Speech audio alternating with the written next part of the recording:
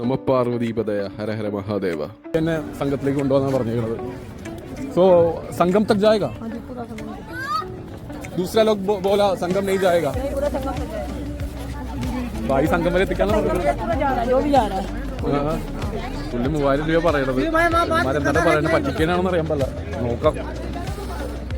ഞങ്ങൾ ബോട്ടിൽ കയറിയിട്ടുണ്ട്. ഈ ഭയ്യ നമ്മുടെ ഫ്രണ്ടാണ്. ത്രിവേണി സംഗമത്തിൽ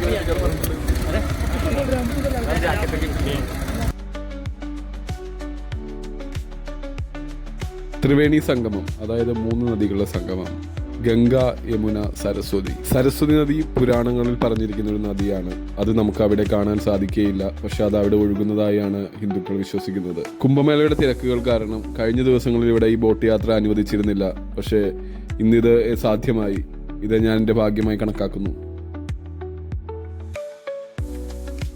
We are on Sangam right now. You can see the whole of the sacred river. The river, besides that river, and there is Sangam Ghat. Thank you so much. We are also going there.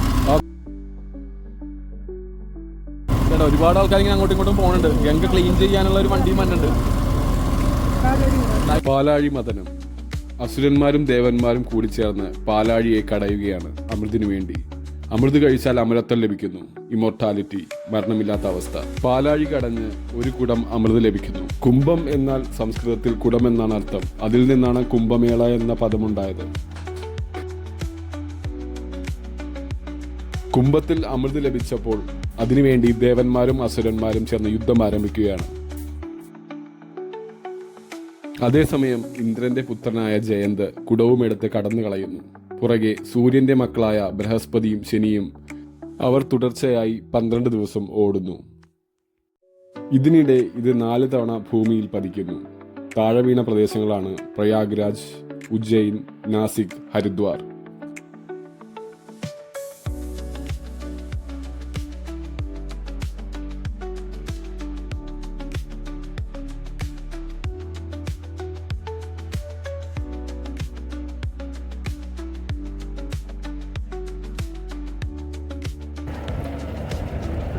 ബാക്കിൽ കാണുന്ന ത്രിവേണി സംഗമം. അപ്പോൾ ഇവിടെ വന്ന് ആണ് സ്നാനം കഴിഞ്ഞു. അപ്പോൾ ഇനിയും ഇങ്ങോട്ട് വരുമോ എന്നറിയില്ല.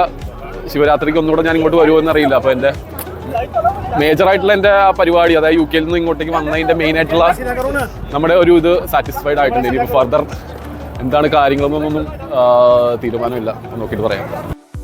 ദേവന്മാരുടെ ഒരു ദിവസം എന്ന് പറഞ്ഞാൽ നമ്മുടെ ഒരു വർഷമാണ്. അങ്ങനെ 12 ദിവസം ഓടിയപ്പോൾ 12 വർഷം കഴിയുന്നു. സൂര്യൻ, ചന്ദ്രൻ, വ്യാഴം എന്നിവയുടെ ആപേക്ഷിതമായിട്ടുള്ള സ്ഥാനം കണക്കാക്കിയാണ് 12 കൊല്ലം കൂടുമ്പോൾ കുംഭമേള സംഭവിക്കുന്നത്. അതായത് ഒരു വ്യാഴവട്ടക്കാലം. കുംഭമേളകൾ ഇന്ത്യയിലെ 4 സ്ഥലങ്ങളിലാണ് നടക്കുന്നത്. UPയിലെ പ്രയാഗ്രാജിലെ ത്രിവേണി സംഗമം, ഉത്തരാഖണ്ഡിലെ ഹരിദ്വാറിലെ ഗംഗാതീരത്ത്, മഹാരാഷ്ട്രയിലെ നാസിക്കിലെ ഗോദാവരി തീരത്ത്, മധ്യപ്രദേശിലെ ഉജ്ജയിനിലെ ക്ഷിപ്രയുടെ തീരത്ത്. 3 കൊല്ലം കൂടുമ്പോൾ കുംഭമേളകൾ സംഭവിക്കുന്നു 4 സ്ഥലങ്ങളിൽ. അങ്ങനെ 6 കൊല്ലം കൂടി നടക്കുന്നതിന് അർദ്ധ കുംഭമേള, 12 കൊല്ലം കൂടി നടക്കുമ്പോൾ അതിനെ പൂർണ്ണ കുംഭമേള എന്നറിയപ്പെടുന്നു. 12x12, അതായത് 144 കൊല്ലം കൂടി നടക്കുന്ന കുംഭമേളയെ മഹാകുംഭമേള എന്നറിയപ്പെടുന്നു. അതാണ് ഇപ്പോൾ പ്രയാഗ്രാജിൽ കഴിഞ്ഞുപോയത്.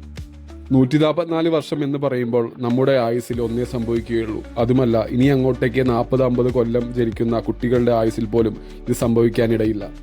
അങ്ങനെ ഒരു ഇവൻ്റാണ് ഈ മഹാകുംഭമേള. എനിക്ക് ഈ കുംഭമേളയിൽ പങ്കെടുക്കാനുള്ള ഭാഗ്യമുണ്ടായി.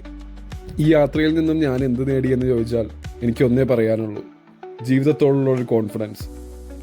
ആയിരക്കണക്കിന് കിലോമീറ്റർ അപ്പുറയുള്ള ലണ്ടനിലെ തേംസ് നദിയുടെ തീരത്ത് നിന്നും പ്രയാഗ്രാജിലെ സംഗം സ്ഥാനിലെത്തി ഇത്രയും കോടി ആൾക്കാരുടെ ഇടയിൽ നിന്നും, അതും ഒറ്റയ്ക്ക്, ഈ കുംഭമേള അറ്റൻഡ് ചെയ്യാൻ കഴിയുക എന്നത് അതെൻ്റെ മുന്നോട്ടുള്ള ജീവിതത്തിലെ ഏറ്റവും കോൺഫിഡൻസ് നൽകുന്ന ഒരു കാര്യമാണ്.